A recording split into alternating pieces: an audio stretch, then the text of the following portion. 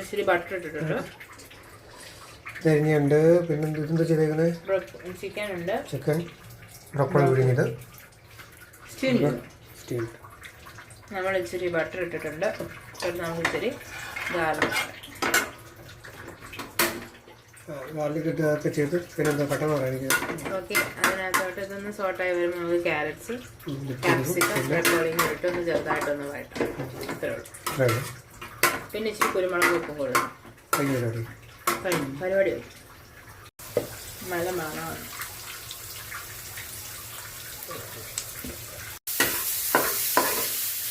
Broccoli ഇട്ടു. ഒരു diamond ഷേപ്പിലുള്ള ക്യാരറ്റ്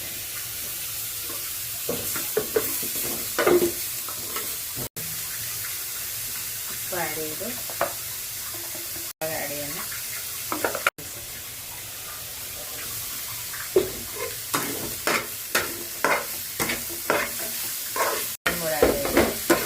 നമ്മുടെ പരിപാടി കഴിഞ്ഞ് ഇത്രയേ ഉള്ളൂ. ഇതാണ് നമ്മുടെ dinner. Broccoli chicken salad. So easy.